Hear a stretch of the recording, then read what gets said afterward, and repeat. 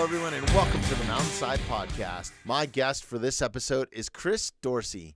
He's been the host of multiple television shows and is also the world's largest producer of outdoor adventure television programs. Chris is also an avid conservationist and hunter who gives a ton back to the sportsman's community by advocating and being a board member for the Congressional Sportsmen's Foundation. And I really enjoyed our conversation. He was not able to come into studio, so he was gracious enough to invite us into his home where we were able to sit down and discuss a lot of different things, his career in TV and film, hunting, giving back to others, wolves in Colorado, and much more. I hope you enjoy the conversation as much as I did.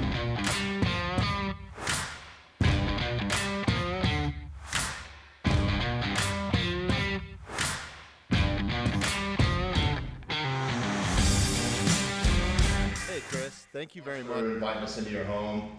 I really appreciate you taking some time out of your busy day and having us in to talk about what you do. Well, welcome to my crib. Yeah, it's a great spot and beautiful mountains in here and great area too. It is. It's just this is why you live in Colorado. You want a view like this. You want the wildlife in the backyard, and you want the amenities of the city sort of close by, but not too close. Yeah, 100%. And it's nice for us to get out of the studio every once in a while too. Yeah.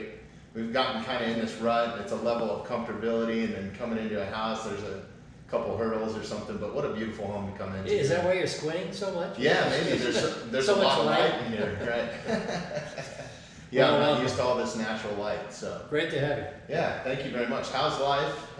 COVID's been kind of crazy these days. What a weird world we're living in, huh? I mean, it's just crazy that, that things like going to school are a big question mark. Kids are going to play football, can't play football. So just the whole psychology of what's going on with this COVID thing, these unintended consequences of shutting down, which we're now kind of realizing are pretty significant.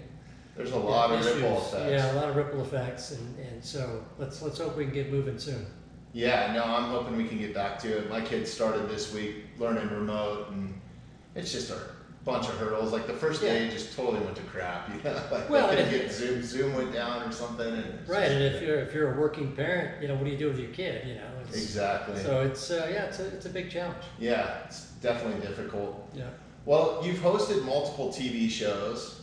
You're the producer of numerous outdoor television shows and dubbed the world's largest producer of outdoor television, right? Yeah, it just means we've been doing it longer than anybody else. You're right. I look remarkably good for 80, don't I? Oh, yeah, 100%. That's about the work hours that you probably but it's been a good run. We've always had great teams, and we started about 23 years ago now with the company and really doing kind of branded outdoor entertainment for all the biggest brands in the outdoors. And we helped ESPN with that model. We helped back in the old days TNN, if you remember that, which is now Paramount, right? That's some of the evolutions it's gone through so many years ago. And it really kind of took this outdoor space from just the magazines into television, and we were a big part of that and had a lot of fun. Yeah, no, that's great. And you got some great programs that you put out. And in your free time, you're an avid sportsman. Yeah, it's always been a blend of avocation and vocation for me. It's how can I get away with not doing honest work? Right. That's what it boiled down to. So. And some of the shows that you host specifically are hunting shows, correct? Yeah, we do host a series right now called Sporting Classics TV, which is based on a magazine that's been around for about 40 years, which is kind of a high-end adventure travel magazine.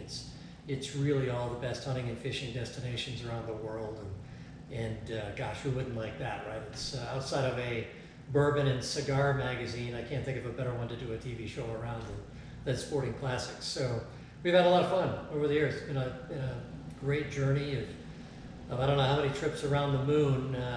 Lots of time in Africa, lots of time in South America, Southeast Asia, just all over the place, in Europe, and so we've covered the globe with these shows. That's incredible. Yeah. I mean, to have that opportunity to go do all that is pretty incredible. What kind of made you dive into this from the get-go? Were you in media for? I'm really a recovering magazine editor. I mean, I ran magazines once upon a time early in my career. I was probably the youngest editor of Ducks Unlimited magazine in the history of that group, which is about 80 years. And then I became the youngest editor-in-chief of Sports Field magazine, which is the oldest U.S. outdoor magazine. Yeah, I remember getting those as a kid. Oh yeah, the old part of the big three, right? Field and Stream, Outdoor Life, and Sports Afield. And so from Sports Afield, I created a television series around the magazine brand, and we watched all the advertising sort of gravitate towards television. And I said, I'm not the sharpest guy around, but boy, this looks like something we could build a lot more of these programs around. And so we did, and we kind of digitized and brought the entire outdoor industry into this genre of outdoor television in a big way, and kind of created a template and a model that we could take to various networks, we could take to various sponsors and say, look, this is really good. We can showcase your brand DNA. We can celebrate your people and your culture, your ethos, everything you care about. We can encapsulate into a television show, and oh, by the way, market your product at the same time. So really kind of create a community around people who buy your product and your brand. And we were early in the market to do that, and it paid off. Yeah, because television used to be, when I was a kid, it was like 12 channels, and it was on a dial and all that sort of stuff. And we didn't really have, there might have been like sporting classics on Saturday morning or something. Well, you're younger than I am. I go back to the days of 3. Okay. And that's if you adjusted the rabbit ears enough and put enough around that you could actually get the signal from, just over yonder. And now there's basically a specific channel for any sort of subject matter. Well, that's exactly right. And what really happened in television was exactly what happened in magazines about 50 years ago. Where, and I used to work for a guy by the name of Bob Peterson, who created these little magazines called Motor Trend and Guns and Ammo and Hunting. Oh, little magazines. Yeah, he's a billionaire publisher. And he was a focus group of one. He said, look, I like to shoot guns. I want to create guns and ammo. I like to go hunting. I'm going to create hunting magazine. I love cars. I'm going to create Motor Trend. And so he took his personal passion and said, if somebody like me likes this, I'll bet there's others out there that like the same content. So let's create a magazine which is basically a nexus then for all the advertisers trying to reach those people. So he created that package where you bring the advertisers and the consumers of those products and of that lifestyle together and transact it through magazines. And that's exactly what happened in television 25 years ago. Cable TV came along, so you had Food Network, Travel Network, Outdoor Network, Sports Networks. So it was all very vertical at that point, just like the magazines were much earlier. It makes a lot of sense because like all the car manufacturers or truck manufacturers now have like the sports edition or the outdoors edition or the hunting edition, with camo interior and the whole nine. So yeah, that's right. It's all segmented depending on what you want to do. Every auto company, and we have Ram as a sponsor, and they've been a great friend of ours and a great company and a terrific product for a long time. And it's just interesting to see how you look at the truck pillar and you go, all right, it's outdoors, it's country music, it could be NASCAR, but there's like 3 or 4 different sort of vertical lifestyle buckets in America that always drive trucks. These are the people that buy trucks all the time. So let's talk to them. Let's create content that speaks to those buyers specifically. And then the truck becomes like an endemic product. It's like a fly rod or a boat is to the outdoorsman. The truck is the same kind of deal. It's really your passport to adventure. That's what it is. Yeah, no, it makes a lot of sense.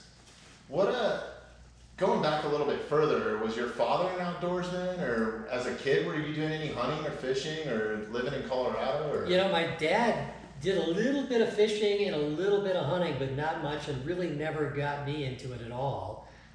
He was a World War II vet, and he was a Japanese POW all over World War II.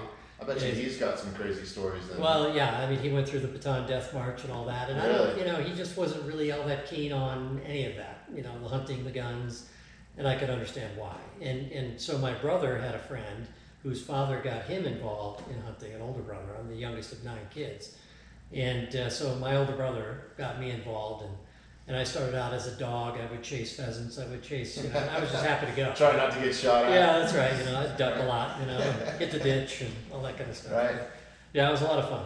It was fun to grow up. That's great. It's, I didn't really grow up with a dad or a father. I had father figures, but I didn't have a dad per se. So I was luckily enough, my grandfathers and uncles and stuff like that took me in the outdoors, or I probably wouldn't have a passion for what I do now. Well, it really takes a mentor, doesn't it? I mean, and that's Yeah. really a big issue, I think. Particularly in single-family households, where mom is trying to make ends meet and she's trying to raise kids, and so if you can be a mentor to somebody like that, it's really a great asset. No, it really is. And I urge anybody that's in that position or sees somebody that's in that position, take somebody hunting, take them fishing for a day or something, Yeah, and you get to be, a little bit older and you just enjoy that more than you do hunting or fishing yourself. I mean, to me, it's much more fun to watch my kids go hunt, to watch them fish, and to have them bring their friends along, and we take them out and we'll take them clay shooting, we'll take them fly fishing. And, sure. And it doesn't have to be hunting. I mean, we have kind of a vast audience. It could be hiking, rock climbing, mountain biking, whatever, so. And that's one of the great things about Colorado. You got it all right here. It's the greatest. It is the greatest outdoor state in America, in my opinion. We own property in South Carolina, which is a pretty good state too, and in Montana. And I would put Colorado against any state in the country in terms of pure outdoor activities. Yeah, it's really a terrific state. It is, and I'm super fortunate I got to grow up here, and it took me leaving to actually kind of figure out, like, okay, I traveled the world, and then I was like, this isn't so bad. Maybe I'll go back. Yeah, a little John Denver homeward bound. Yeah. Yeah. So you've produced a ton of television shows. Do you have a favorite, like some of the shows that are my favorites that I've seen of yours, and I didn't know until I started doing some of my homework on you, was like Building Off the Grid, and it's kind of these oddball kind of niche.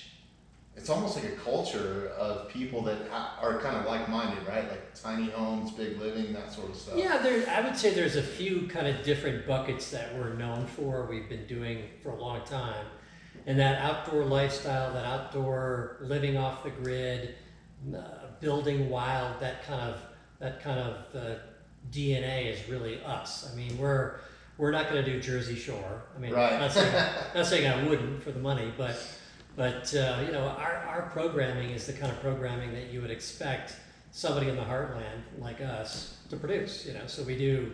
Gosh, we've done I think 12 seasons now of Building Alaska. I mean, that's been just a huge franchise for us, and it's done extraordinarily well for really a long, long time. And that kind of spawned the series called Building Off the Grid on Discovery Channel, and we also produced that. And yeah, living Big Sky, moving to Montana was one of our series. Living Alaska, moving to Alaska is one of our series. So we're big on Alaska. We're big on that sort of outdoor build, construction, gritty lifestyle kind of male skewing programming. That's certainly big for us. And then the tiny house movement, I would say we were probably the biggest of any production company in the country when it came to that movement, because we caught it just right. I mean, sometimes you just, as a friend of mine in Africa likes to say, you land your ass in the butter. And we did. And we just timed it right with Tiny House Big Living, which almost became wallpaper on HGTV. I mean, you couldn't turn that Yeah, channel no, it was on. all over. I mean, I've only seen a couple episodes of it, but what I have seen has been pretty good. Yeah, so and people love it. It sucks you in. Yeah, it does. Sure. It's like, as you can tell, I'm not going to live in a tiny house. Yeah. But you would look at that show and you go, maybe I get it, Yeah. And that spawned, Tiny Paradise. That spawned containables, people taking containers, converting them into homes. Bus Life Ever was another series that was an offshoot of the tiny house movement, which we did. So yeah, it's been it's fun when you get a hot sort of trend going in television. You just kind of keep feeding the beast. Well, and I think the message is good too. I think people sometimes get caught up in material life and just. You don't really need all that stuff to live. You know what I mean? Well, it's nice to have. And of course, that was really the genesis of the movement. Was look, the economic collapse had redefined the American dream, quite frankly. Yeah. And you saw a lot of millennials going, you know what? I don't want to experience what my mom and dad are going through right now. Dad just got laid off. They got a 30-year mortgage on a house that they can no longer afford. The stress, the tension, all that kind of stuff. They said, look. I just want a house that I can afford, I can own. It doesn't have to be big, because for me, for a millennial, it's just about experience. I just want experience. I don't need stuff, Yeah. And so it was really kind of coming to grips with, they don't think the same as boomers. You know, there's a very different dynamic going on here. But we also saw like retirees doing the same thing, going, we want a tiny house. We don't need all this stuff. And so the downsizing became a key part of that series. And I think people all related to it. No matter how much money you had and where you lived, I think there was still this little bit of a fantasy of, wouldn't it be great to have a small house and just sort of travel the country and the IRS can't find you. No, I'm just kidding. Right. You know, there's lots of things that made me wonder about that movement, actually. But Yeah.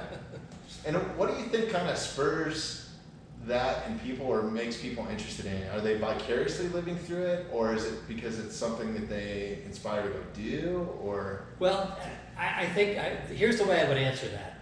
The magic of a show like that, the magic of any build show, any sort of real estate destination kind of program, is can you get a viewer, even without any interest in doing that, to watch? You know, if in the first couple of minutes they'll go, all right, there's no way in hell I'm going to go live off the grid or whatever, but I'll watch this, and then suddenly they're sucked in. It's like, I don't know, maybe a cabin in the woods in Alaska would be really cool. Right. You know, maybe that's what I've been missing my whole life, you know, and so, you know, you just kind of reel them in slowly and through the personalities that are on screen, and they essentially hold up a mirror to the audience, and the audience sees themselves, you know, and that's, when you can do that, that's when you got a winner.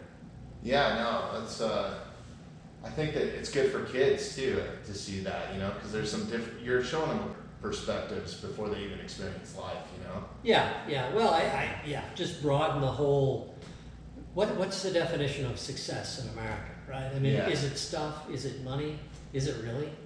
Probably not, you know, and how many unhappy, wealthy people do you know? I know a bunch. Yeah. And so I do too. if at the end of the day that's your definition of success, at some point in your life, I bet you're gonna face that head on and go, that's this dream I was chasing wasn't worth chasing. Right. Yeah. And how did the shows come to you? Do people pitch them to you, like, for example, or is this all stuff that you're coming up with on your own? You know, usually the bathroom, no, but it's, you know, it comes from every different possible way, you know, conversations with people. And one thing about being in the reality television business is you train yourself to be naturally curious about things that otherwise you wouldn't care about. You know, so you meet somebody and anybody could potentially be a reality star. Any business, any funky thing that people are doing, you just kind of look at them through a different prism. When you're producing television, you go, yeah, I could see about 10 episodes of that. And I'll give you a case. I was hunting in Kodiak Island, and my guide up there was going to build a cabin, and he had this old cabin right on the beach, and so he took his fishing boat. He took a giant cable, wrapped the whole cabin in this cable, and he gets in his boat. It's like one of those, hey, y'all watch this moments. And he revs up that boat and just jerks that cabin into the sea. And of course, I have camera guys up there who were filming this, and I'm like, this is pretty cool. So he said, yeah, I'm going to build a cabin right here. This guy talked like Tom Bodette, you know, the Motel 6 guy. And, well, Chris, I'm going to put a cabin right there, and those bears be damned. It's going to get built, you know. And so we rolled enough tape on that. So I'm just scribbling kind of a note on, all right, here's what the show's going to be. And we're just going to call it Building Alaska. Boom. Call the network when I get back and go, hey, there's kind of a funky thing going on up here. I think, and this was before anybody had done any of this. I think it's going to be really interesting to watch, actually. And you know, it's got bad weather. It's got bears. It's got the wildest of country you can imagine. And Alaska as a landscape is a character, right? Yeah. All the challenges. You got to move materials on boats, on snow machines, and helicopters, and they're like, send me some tape. So we sent some tape, and they said, let's do it. And that was season 1 of Building Alaska. All right. And so again, you just never know. We did another one for Discovery called Kodiak, which is about these bear hunting guides in Kodiak, and the same guy was part of that. But we had to feed the crew. We had 35 people up there, a big crew. Wow. And I mean, a big production, full-on primetime Discovery deal. And we're like, where do we get food? How do we get food to these people? I mean, they're on a Caravan. uninhabited island. Right. That's going to be the other show. They're going to have to forage for their own food, which reduces your productivity a little bit. But we found a caterer in the village of Kodiak who Really? caters into the wild, but he caters with stuff that he gathers, and he goes to the shipyards and he buys bycatch like squid and other stuff. He makes these gourmets of classically Yeah, I trained bet you guys ate French amazing. chef. Yeah. And he produced all this stuff. And one of the camera guys was smart enough to go, we need to roll some tape on this. This guy had a beard down to his belly button, looked like ZZ Top. But he was fun and witty, and boom, we sold that to National Geographic. Awesome. Because guys were awake and looking, you know? Yeah.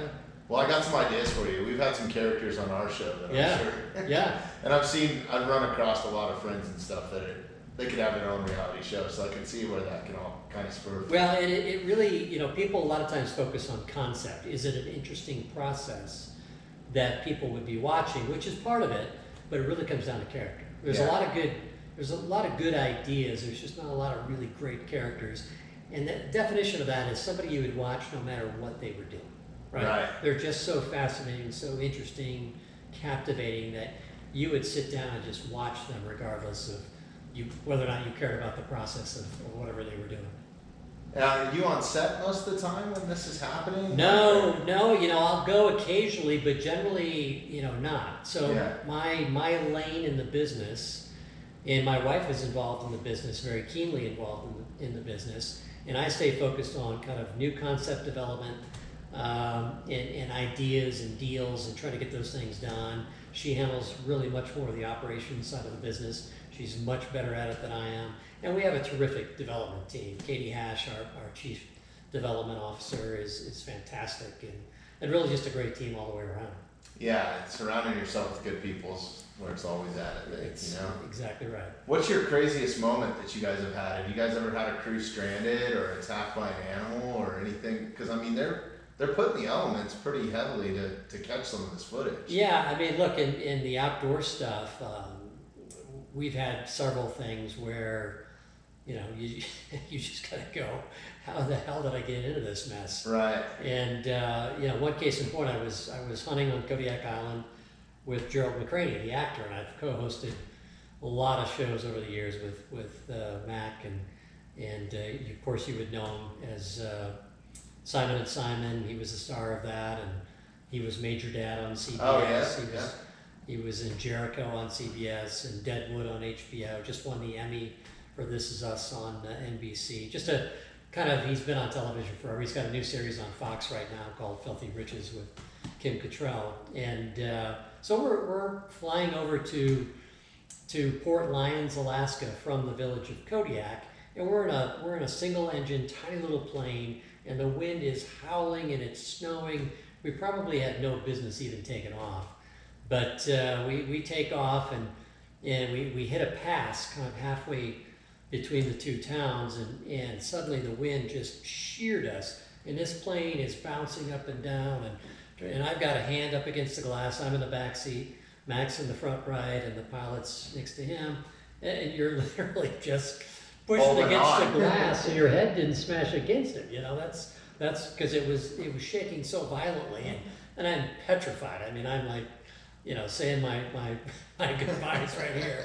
And then Mac leans back and he goes, "You do realize that if we crash today, the headlines are going to read, Gerald McCraney and others died today." So it's just this little bit of levity that got us over the landing pad, and thank God we hit the ground. Whew. I've never been able to hunt or fish in Alaska yet. It's on the bucket list, but all my friends that have gone over, or people that I know, that's always the craziest stories, is the plane rides. Yeah, well, and we did a series, speaking of that, called Alaska's Ultimate Bush Pilots, because we had so many of those kinds of experiences. Let's go find some great, you know, bold, crazy-ass bush pilots and see if they'll let us film what they're doing, and they did, and that's, you know, that's some dicey living up there. Yeah. But you got to be a tough individual to live up there and have a career like that. Yeah, you know, the old saying is there's old pilots and bold pilots, but there's no old bold pilots. So, you know, you want those old pilots that have been around and know what they're doing. The young guys that are eager, you might want to wait. Right. Yeah. Yeah. Makes a lot of sense. Yeah. So you've hunted and fished all over the world. Do you have any favorites or any trips that really stand out? Yeah, I just did an interview on a book I just did, which was just released, called Director's Cut, which is really a celebration of big game hunting, and from obviously the largest outdoor television producer in history. But it's really a celebration of big game hunting all over the world, from Africa to the entire globe. I think it covers 5 different continents, and so doing some hunts in Africa, Cape Buffalo, is always fun. It's dangerous, and Dangerous Game is something. It's another series that we produced called Dangerous Game, which was just pursuing the deadliest animals in the world. And does that include like the big 5, or is that? Yeah, it includes the big 5 and bears and cats, mountain lions and things like that. Anything that can bite back, basically. Yes, your apex predators, or things that can survive an apex predator. Right, right, exactly right. Other buffalo and things like that, and in Australia and things like that. But so I got that question, and it's Cape buffalo is a lot of fun because they're cunning, they're vindictive if they're wounded, and they're incredibly difficult to stop. It's an animal that can take a lot of punishment from a rifle and have really no effect. It's astonishing to see just how difficult they are to bring down sometimes. Very, very tough.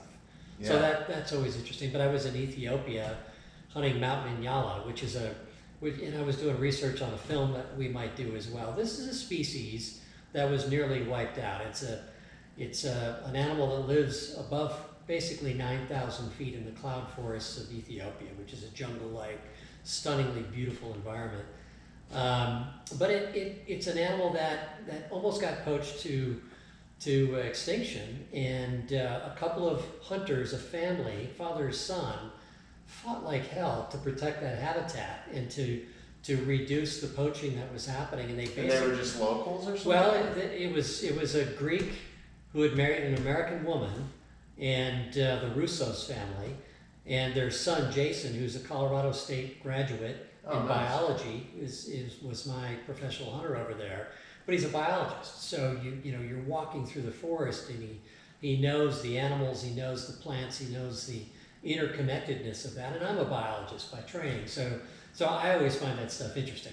I like that whole, what is our role in this whole ecosystem? How do we fit into this food chain, and how do we protect it, right? I mean, hunters are the greatest conservationists in the history of the world. Yeah, a lot of people don't know that all that hunting money and stuff that happens or comes into Africa, and you might be able to correct me on this if I'm wrong, but from what I've read, that helps pay for anti-poaching funds, and that's what keeps a lot of these species still alive, is the actual hunting. That's exactly right. The axiom is wildlife that pays stays. If they don't have any economic value, if all a lion or a Cape buffalo is to a local, is a threat to their livelihood, to their cattle, to their kids, to whatever, then that animal is going to be poisoned. It's going to be shot. It's going to be snared. Yeah, it's still a lot of a primitive mindset there, right, especially in the bush, where these animals are at. Right, and human-animal conflict in Africa is a big deal, and we dismiss that in the West all the time, and that's what was so interesting about the Russo story in Ethiopia, because they were able to stop the poaching, save that species, and the hunters take fewer than 20 mountain inyala every year. They don't even scratch the surface of the population, but the money that's paid to hunt those animals finances basically the entire conservation effort to save that species. So it's a great story. It was just an interesting... And they're a type of goat, right? Well, it's an antelope. An antelope. Yeah, and it's a big antelope. It's about a 500-600 pound antelope, and stunningly beautiful. And again, living in the jungle, it's just the killing of the animal is just such a small part of the hunting equation. It's the entire adventure. It's seeing that landscape and understanding what the cloud forest in Ethiopia is all about. And so what's been fascinating to me, as somebody who's been doing this for a long time, is just how much of the planet you get to see that you otherwise wouldn't see if you weren't a hunter. I mean, you would never go to these places. You would never understand, the animals, the ecosystems, the locals, and the... You have to get immersed in that culture a little bit to be successful, right? Because most of your guides and all that stuff. Well, you to be authentic. If you're going to tell the story, you've got to be authentic. and you can't be authentic if you're not living it. So Yeah. that's always been the mantra. Yeah, that's awesome. I think it's great that you have a biology background, especially in what you do. I'm sure that really helps translate into what you're trying to portray a little bit sometimes, and also the safety factor and keeping the longevity behind it and having that understanding of how the whole system works. Which brings up my next question. You started a specific nonprofit. Is it Congressional Sportsmen's Foundation? Or? Yeah, I didn't start that. I'm Okay. I'm a board member of the Congressional Sportsmen's Foundation, which really does a lot of terrific work in DC, and it's the largest. It's the foundation arm of the largest bipartisan caucus in the U.S. Congress. It's over 300 members in the House and the Senate that are part of it, and it really is to advance conservation and sporting causes and issues, public lands, and we just had a huge win. You might have heard about this yesterday. It was big national news. The president just finally weighed in. But the Pebble Mine, the brakes have been put on Pebble Mine, which was That's great, because I've been following that closely, and I know a lot of world-renowned photographers that have been covering it, and just like the way that the communities come together, the outdoor community that I know of, has been awesome. Yeah, I mean, we have collectively worked our asses off on this issue, and it's almost a shame that it even had to come to that kind of expenditure of energy to stop something so ridiculous as this mine. But for your listeners that maybe don't know about it, I mean, it's a proposed copper and gold mine at the headwaters of Bristol Bay, Alaska. Bristol Bay is the world's richest salmon fishery, totally sustainable fishery, tens of thousands of jobs every year, over $1 billion, $1.5 billion in economic value every year from that fishery.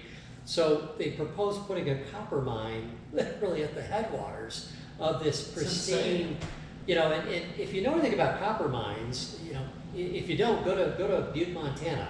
There is a giant toxic pit that sits above Butte, Montana, which is one of the largest Superfund sites in the United States now, because it's a incredibly toxic process to leach the metal from the soil, and then you're left with this giant pool of water, which isn't water anymore. It's just chemicals and horrific stuff, caustic stuff. And they wanted to build an earthen dam to hold that back. Well, Alaska has 10,000 earthquakes a year. It's the most seismically active ground on our planet. So what could possibly go wrong, right? Yeah, exactly. Let's build an earthen dam to hold back a toxic cesspool right above the Bristol Bay headwaters.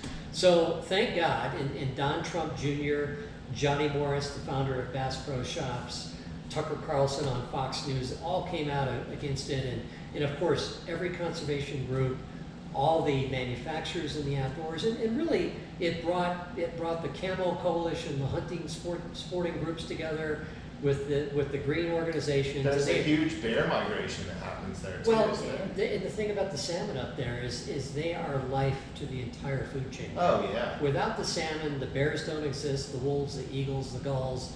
The whales. Yeah, I mean everything is fed by that nutrient load, the pulses of protein coming out of the ocean through these salmon migrations. And without that, there is no real Alaska as we would define it now. Yeah. No, so the actual stop that happened this week, is it something that's just putting it on hold at the moment, or is it an actual end all, there will be no copper mine? No, it's not the final end yet. But this is one big nail in the coffin of the deal. And again, it was a Canadian interest. The whole thing, none of it made any sense. The Alaskans didn't want it. Economically, it made no sense. The risk factor of what it could do to the ecosystem up there. And again, we need minerals. We need oil. We need energy. All that. So we need that stuff. You just don't want to put it in a place where, if you make a mistake, there's no going back. Yeah. So what else does the organization do? I mean, besides tackling, economic projects that are maybe impacting public lands or environments of animals and stuff like that? Well, they were keenly involved in the Great American Outdoors Act, which just passed. Yeah, that's another huge one. And a huge kudos to Cory Gardner, our senator, who was really the leader in the Senate on the entire act. which is now going to fund some $900 million, fully funded every year under the Land and Water Conservation Act. And that's transformative for conservation in America. That was a big deal. And Senator Gardner was a huge advocate. I was happy to see that. Yeah, it was a big move, and that'll be a big win for the state of Colorado as well. Yeah, because I think Colorado, out of land mass, we have probably the most public land, I think, that out of any state. Yeah, if not, it's right up there. Yeah, we have tremendous amounts of public land, and so Congressional Sportsmen's Foundation is involved in all sorts of public land issues and water access and just basically how sportsmen can have more access to some of these public grounds that are closed off, and so they've been really great advocates for sportsmen across the country, and they work at the federal level, of course, but they also work at the state level, because a lot of the fights over sporting interests happen Are at regional, yeah. That's right, they happen at the state level. Andy Traherne, who's a staffer for CSF, is based here in Denver. Super smart, a terrific guy, and so he's watching the Capitol here all the time, and working with other organizations in the conservation community as well, just to make it even more effective. Yeah, well, I appreciate what you do on the board and what that organization does. Yeah. But that's not the only thing that you do. I noticed, some of your television programs are based around helping promote outdoor life and giving some opportunities to people that might not have it. Like one of the shows specifically is Call of the Wild. That happened in Wyoming. We did a show, and Grateful Nation is another one that we did for a number of years with Tim Abel, who is he's a ranger, former Army Ranger, a terrific guy, brilliant actor. He was in We Were Soldiers with Mel Gibson, and so that series ran for about 10 or 11 years, I think, a long time. But we would grant these wounded vets coming back from combat kind of their dream outdoor experience, and to me it was always amazing to watch the community.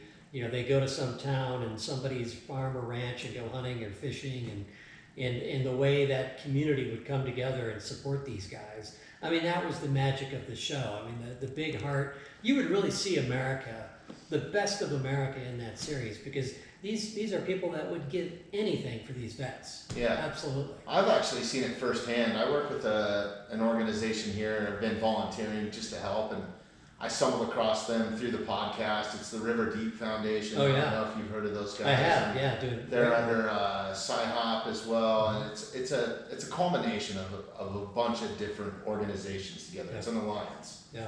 But a great thing, and we actually just did a fly fishing event up at Lincoln Hills Fly Fishing Club outside of Rollinsville, and same sort of concept. They took vets Yeah. that might not have an opportunity, or some of these guys are pretty messed up, Yeah. and it's really nice to get them out. Some of them are handicapped, so they have track chairs and stuff, and they get these guys in the rivers and stuff like that. So I think anything that we can do to help those people is maybe just a thank you, for their service and Yeah. what they've Well, done. I think we take freedom for granted a lot of times. And God bless you for stepping up to do that.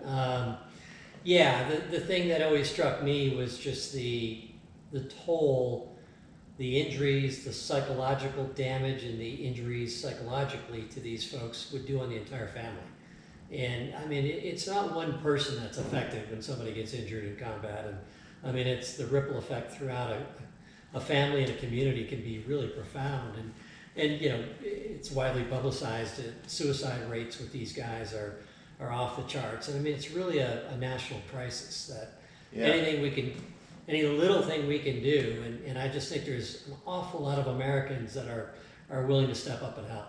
Yeah, and not to have a full commercial about River Deep, but one thing that I do love about that program is the veteran or the handicapped person or whoever they're helping, their entire family's involved. Yeah, that's great. So it's not a one-on-one. So having that support group and stuff like that, and including family members, is huge. It is huge because they heal together, and it's you can't separate them from that. That's so important for it. But we're doing a new series for Fox Nation Outdoors with Joey Jones, who's this double amputee, stepped on an IED, and he's a Fox News analyst and super smart and loves the outdoors, and he's getting back into it, and he's taking celebrity friends. He goes to visit these guys, country music stars, actors, whomever, generals. So he goes to visit them in their home turf and just kind of sees what is it about the outdoor life that you love, and they bond and they talk, and he's a great communicator, and he's a super positive, high energy guy. He's an inspiration. He's one of those guys you just go, you don't have one right to bitch about anything when you look at what this guy's gone through and how positive he is, Sure. So he's really terrific, and that's a show you got to check out. That's awesome. Yeah, I definitely will. Do you know where that'll be airing, or what network? It's Fox Nation Outdoors. Oh, okay. It's their digital streaming platform, and season 1 was a huge hit, and they just renewed season 2. So Perfect. Off to go do some binge watching. Yeah. Because that's the type of stuff I'm into for sure. Yeah, you'd enjoy it. Yeah, definitely humbling to see somebody else succeed at something like that. Yeah. Especially because I think people put a limit on some of those people at times, and organizations and people that can actually help them and say, no, we can make something work. Yeah, the sky's the limit for this guy, and he's just really bright, really positive. People love being around him, and he's one of those guys that lights up the room when he comes in. And if he sat in the Oval Office as president of the United States someday, it wouldn't surprise me a bit. Yeah, we need more people like that for Amen. sure. Amen. So you also have put out some other programs that help raise some awareness about conservation and just maybe some issues that are kind of underlying that people don't really, I guess, would know on their day-to-day basis unless they're living it firsthand. And the shows that I'm talking about was Wyoming Predators and Prey, or was it Wyoming Predators, Prey, and People, or? Yeah, I'll let you say the title. Yeah, I'm butchering it. Actually, it's been a while, so I think you got the title right. Yeah. But it was really designed, and the state of Wyoming brought us in and said, look, we're really having a hell of an issue with this wolf and top apex predators in our state, and it wasn't the predators, it was the relationship between the people and the predators that is always the challenge. As a biologist, about 10% of the job is managing wildlife, and about 90% is coping with people and trying to manage people. And that nexus becomes a real challenge, particularly as you have more and more people in the West.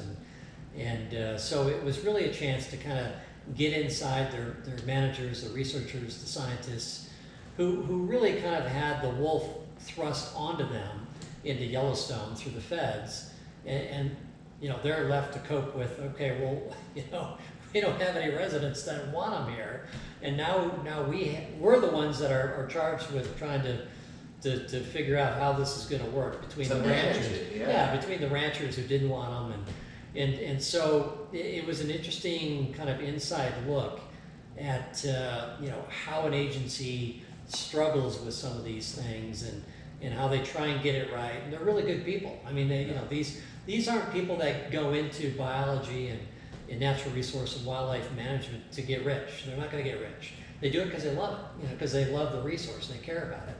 And I think if you start from that fundamental premise, you're fine. I think if you start thinking, they're anti this or they're pro this, you got it all wrong. I mean, they just want to do a good job. And so we help them, I think, on a communications level. We help them tell the public their struggle, right? It's like, guys, we know it's not easy. It's not easy for you. It's not easy for us either. We're just trying to get through this whole deal like you are as well. And that's part of why, I wanted to write the story for Forbes on the wolf issue here in Colorado. Yeah, I wanted to ask you about that. I'm kind of setting you up for the next question, and you don't have to comment on it if you don't want to, or you can talk about whatever you want, because I know it's a touchy issue that's happening right now in Colorado. And there's people on both sides of the fence that have valid points, and if anybody doesn't know what we're talking about, I believe it's ballot initiative 114. Yes. Okay, and we're going to be voting on it in November, amongst a lot of other issues that are going on in the state right now. But I, in my opinion, we don't really dive into politics on this show per se very often, but the basis of the show is an outdoor show, an outdoor living, and everything from rock climbing to mountain biking, camping, backpacking, hunting, fishing. And I feel like this is a political issue that can impact across the board Well, our outdoor living and how we live here in Colorado. Well, exactly. And I wanted to tackle it not necessarily from a right or wrong regarding the wolf issue, but really from the whole wildlife management through the ballot box. I mean, that's a disaster. It's a terrible approach to manage wildlife. I agree with you. Let's 100%. at least all agree that we have professional biologists, scientists, and researchers who are employed by the state to manage for the benefit of wildlife and people. That's their job. That's what they do. You wouldn't tell medical researcher, you wouldn't put a medical cure up to a referendum. I mean, these are professional people. This is what they do. And so what I found particularly disingenuous about the entire process was that the pro-wolf forces completely circumvented the state agency, who has looked at this issue on 4 separate occasions, has studied it with more than $1 million of investment, and has each time come to the conclusion that wolves are a bad idea to be introduced in the state. It just doesn't make sense. It's going to cost up to $6 million to do it. There's no funding for it. The state shortfall is off the charts now because of COVID and the lack of taxes. So where is this coming from? And the other thing that I just found frankly appalling was it really isn't Coloradans that are looking for the wolves. They're not the ones asking for the wolves. Yeah. Almost all the money, more than 75% of the money to put this on the ballot came from out of state. It came from groups like the Tide Center out of San Francisco, funded by George Soros. It came from Defenders of Wildlife, Sierra Club. It came from all these other organizations that are outside the state of Colorado. And what did they do? They went to Denver to get the petition signed. Well, the wolves, and of course what they're proposing is that the wolves get introduced on the western slope. Right. It's not even the people that it's affecting. Right. Yeah. So I had a friend of mine who's a former commissioner tell me the other day we were fishing, and he said, I am in favor of any county that votes in favor of wolves getting those wolves. That's a good point. I thought maybe that's the perfect solution. Drop them off in your backyard and see if it works.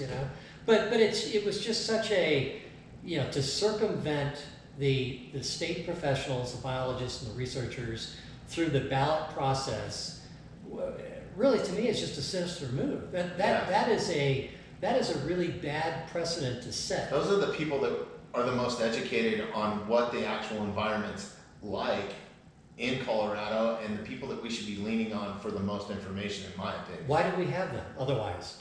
If we're going to put wildlife management up to public opinion, and I wrote in the Forbes piece, as you saw, the whole situation in California, where Prop 113 back in the early 90s banned mountain lion hunting in California. Well, what's happened since? What's happened since is more mountain lions are killed now by the state than were ever taken by hunters, because there's too many of them, and they get depredation permits. So if they kill a dog or a livestock, they get a permit to take the cat out. Yeah. So there was no management, and then of course there's no revenue. I mean, at least the hunters were paying significantly towards being able to hunt those cats, which was managing the cat population so that you didn't have the conflict that you have now. So it's just stupid when at the end of the day. Not to mention attacks have gone through the roof, and that's why they're. Of course, and go read Beast in the Garden, which is the famous book about the mountain lions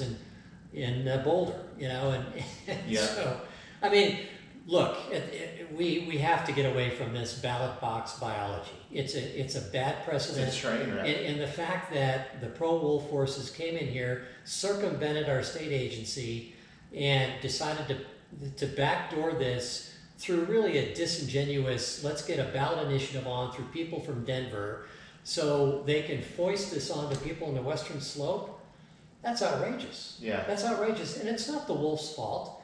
A wolf is just an animal. They do what they do. It's not their fault. But for people to do that, I mean, that just puts the wolves lose. At the end of the day, the wolves are going to lose. It's just sickening, frankly, to see that being done. It is, and I didn't really realize it from the wolf perspective until I had Ted Harvey on, which is great, super to have him on. And can you look up what episode that was so people can go back and listen to that if you just go to our website? A little bit of water. Yeah. But it was great to have Ted on and help educate us on some of that. And he brought that perspective to light on the podcast. He said, not only is it not fair to the people on the Western Slope they don't want them there. It's affecting their livelihood through ranching and outfitting and numerous different ways, right? Which is impacted already just from what's happening, with wildlife and that, and more people moving onto the Front Range. They're being impacted already, and then you're going to throw this in the mix. But more importantly, is it ethically fair to the wolf? They're being brought from a place that they have no human interaction, and they're being dropped into a state that has not a very big landmass and a very concentrated population along the Front Range and in the mountains. And people recreate in the mountains. People come from all over, and you're going to drop them into the middle of that, and they're going to have conflicts all the time. Not to mention major highways that are arteries that run across the entire U.S., that they're going to have to cross and migrate across. Well, and I think you're asking exactly the right question. Is it fair to the wolves? At the end of the day, to put them into an environment where they're not wanted, and where you have something like 35 or 38 of the 64 counties in Colorado have already gone on record as saying they don't want wolves, and most of those, or many of those, are on the Western Slope. To foist those onto those people, I just think is such a disservice to the wolf. Anyway, it's such a bad precedent. We've got to get away from ballot box biology. It makes no sense. If wildlife management is done through public opinion and public relations, we got problems. Yeah, 100%. And were you able to figure out Yeah, which it's episode the number? 16th episode. 16th? Yeah. Okay, so episode 16 of the Mountainside Podcast, if you want to listen to mine and Ted's conversation. And then where could somebody find your Forbes article? Is it online? Yeah, you could just go to Forbes.com and /sites, I think, / Chris Dorsey. Yeah, and Awesome. it's there. And well, you know what we'll do, if it's okay with your permission, we'll put a link to that article in the podcast notes. Absolutely. Kayla, if you can make a note of that so I don't forget, it'd be awesome. And we'll have a direct link so people can go and read that, because you being a biologist, and you put a ton of useful information in there, and it wasn't geared towards one side or the other. I didn't feel like it was very neutral. The real focus was just the issue of managing raising awareness. Yeah, wildlife management through the ballot box is just a bad idea. We've got to get away from that, and nothing good happens when you do that. The unintended consequences that come by allowing that to be your management approach are always significant, and you may not know what those consequences are going to be, but guaranteed there will be consequences that you didn't anticipate, and it's never good. Yeah. Can we talk about California again? Extinction Island was one that caught my eye, and I don't really know whatever ended up happening with all that. And how it all went down. Well, this is an issue where I think it was Santa Rosa Island, one of the islands. I think it was Santa Rosa. This has been a while ago that we worked on this, but it was controlled by the National Park Service. So what they said was the Kaibab mule deer, which is a strain of really the biggest mule deer in existence that came out of the Kaibab Strip towards Utah and Nevada, they were introduced on the island. They flourished. They did very well. Roosevelt elk were introduced out there, so they were hunted in a very sustainable way, and they were doing quite well. But they weren't indigenous. They weren't indigenous to the island. So the Park Service came up with this sort of random ruling that anything that's not indigenous, we're not indigenous either. You know what I mean?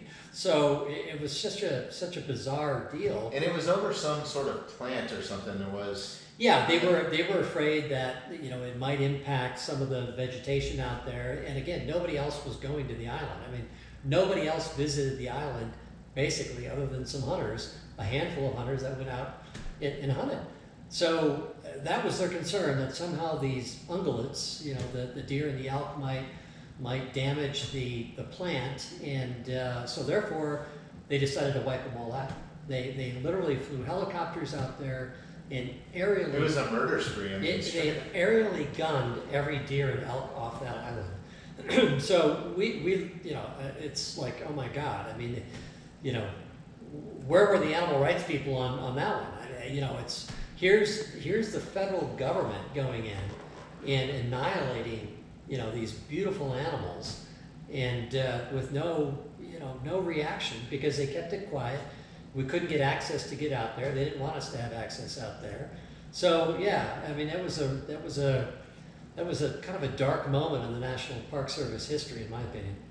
Yeah, no, it really is, and it blew me away because how many people didn't know that existed, Nobody knew about it. Yeah. A handful of hunters and guides basically knew what was out there, and so I think the Park Service kind of took advantage of that and said, well, look, our mandate is nothing other than indigenous vegetation or animals, and therefore these animals have to go.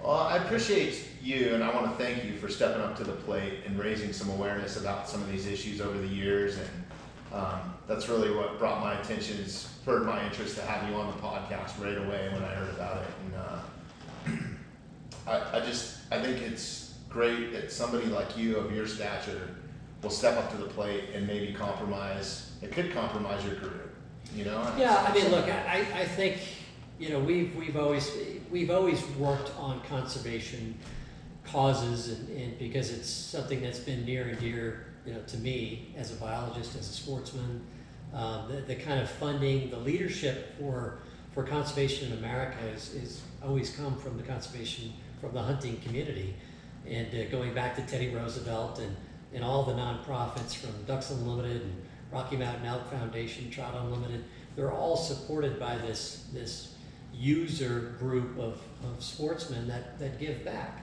And that's been the ethos, that's been the DNA of the American sportsman for a long, long time, which is why our wildlife is doing better now than it was 50 years ago, 75 years ago. And it's that give back. And a series we did called Buccaneers and Bones, which was a long-running series that Tom Brokaw hosted for us. Oh, okay. Tom's an old friend, and Jimmy Kimmel and Huey Lewis and Michael Keaton and a whole cast of fun, Liam Neeson, of fun guys that would go fishing, and it really helped support a group called the Bonefish and Tarpon Trust, which was a research group that was helping us understand the importance of the flats ecosystem as a nursery for the oceans. But again, nobody knew anything about really what was happening on the flats. We kind of thought they were important, but because of the research being done by BTT, it really has transformed public policy relative to the coastal ecosystems. And so how do we raise awareness about that? So the idea was, can we get our celebrity friends who love to fly fish together? Most of these guys were fishing together anyway. Right. So it's like, just put a camera in front of them. Right. I'm going to go boat fishing anyway. And all of them have a very strong conservation DNA and have given to a lot of conservation causes. Yvonne Chenard, my friend, as well, it was part of that, the founder of Patagonia. And so it was quite a crew that really were champions of the planet. And it was fun to get them together, have a good time, the jokes, the gentle ribbing, and all that stuff that would come with just friends. It's great. I'll have to go back and check that out too. But it was a fun series, and it's aired all over the world. I mean, it's it's literally aired all over the world. Sure. Yeah.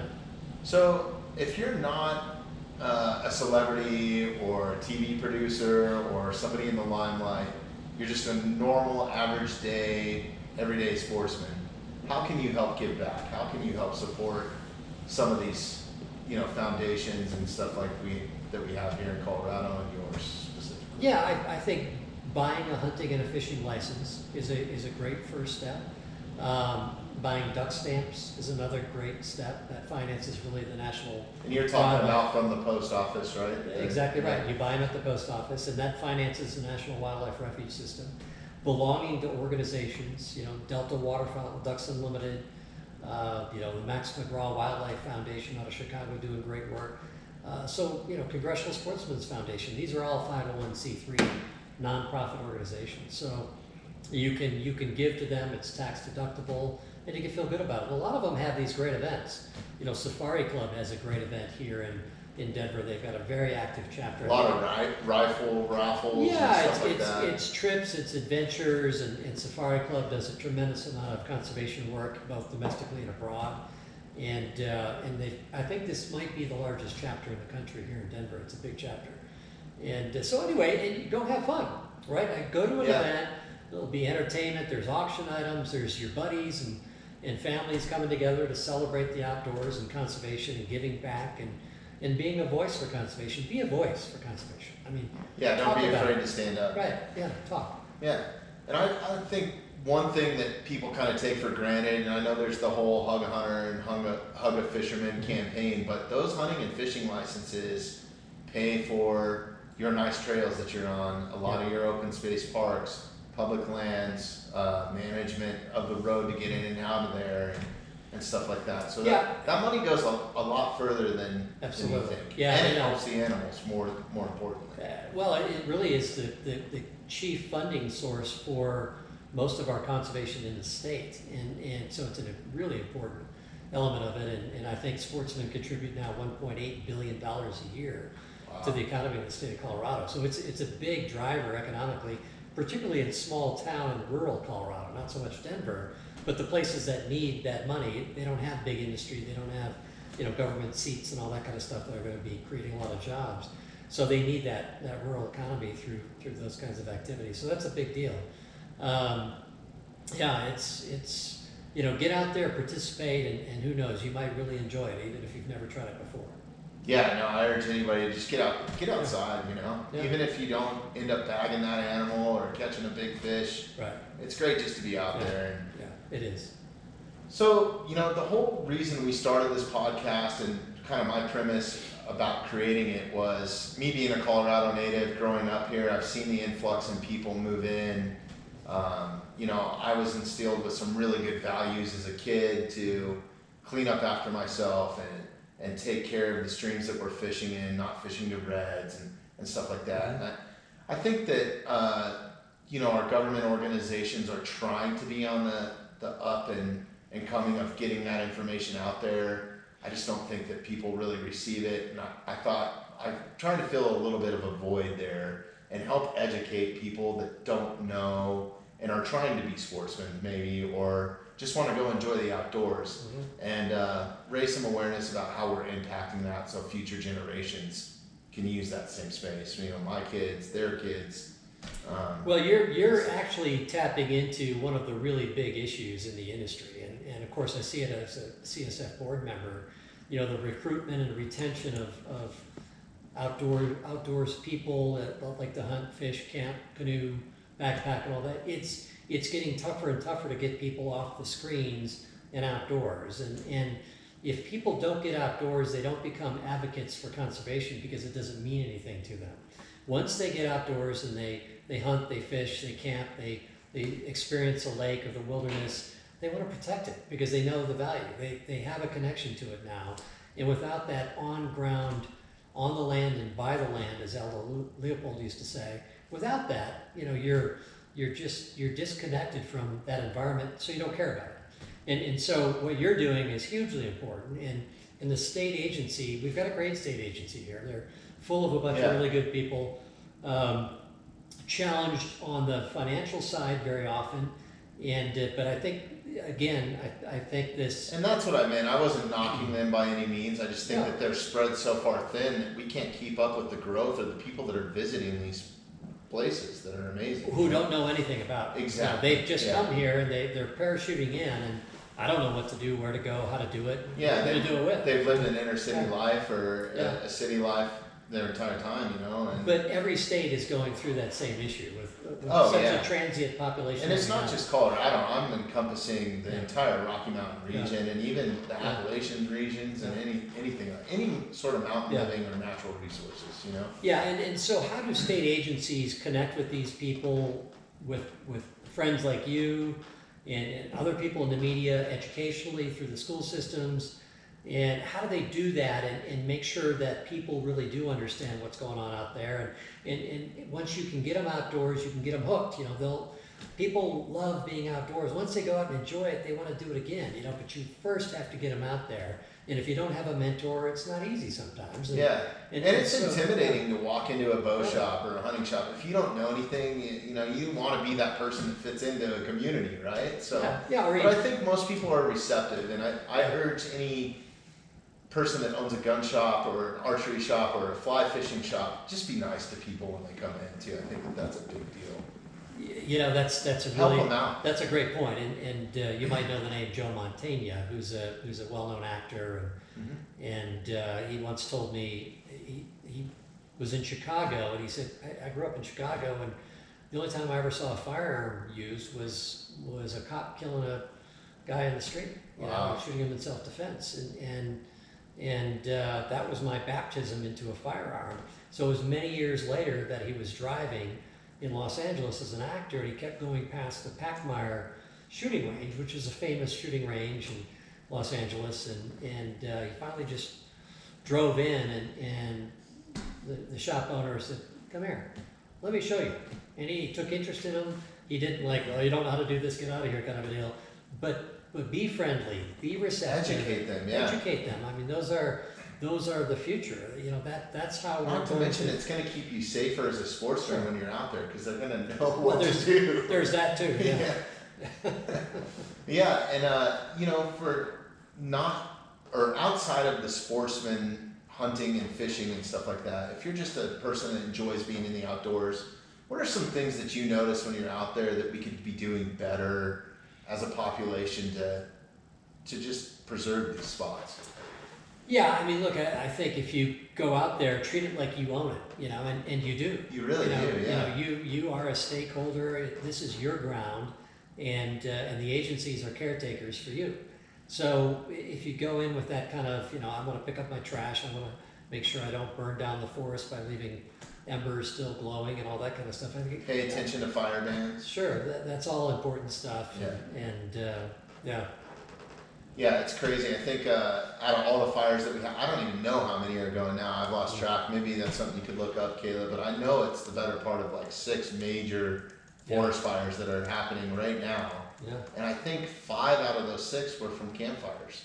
Well, and this is the first day from this house I've been able to see the foothills over there in several days. It's been pretty smoky. Just haze, yeah. Yeah, it's crazy. And even I think it was 2 years ago when they were having all the problems in Montana with the fires, we were getting smoke down here in Colorado on the Front Range from it. So it impacts more than just right here, Well, and a lot of the smoke is coming from California, those big California fires. So it's a combination of Colorado and the smoke coming from California, so it's a double whammy. Yeah. So what's next for you, Chris? You got any big stuff coming up? You to let us know about. We have a great IMAX film project we're in the midst of right now. Called Wings Over Water, which we're really excited about. Doing it with the Max McGraw Wildlife Foundation out of Chicago. Just a fantastic group up there. Kind of a think tank and leadership pool that really is driving some great stuff going on in the industry. But it's a movie, a full-on theatrical IMAX release that will come out next year, and it's going to celebrate this amazing ecosystem, which we're calling the Amazon, the North American Amazon you've never heard of.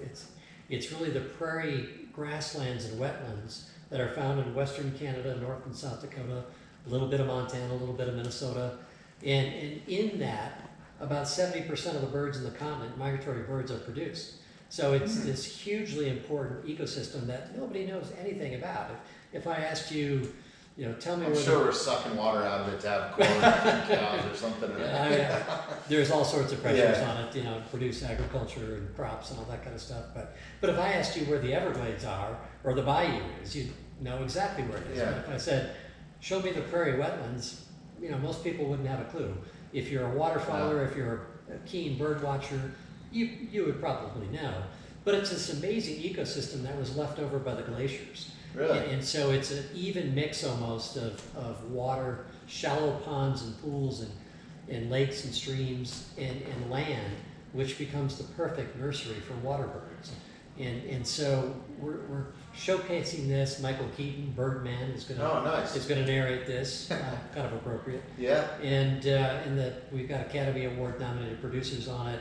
And the early footage is just phenomenal. We've got birds that are are going to fly alongside ultralights with 3D cameras. So you'll be Oh, flying wow. next to a crane, next to a goose, as they're going over the wetlands and over the mountains. And so it's really going to be dramatic. We're gonna premiere it in Washington at the Air and Space Museum.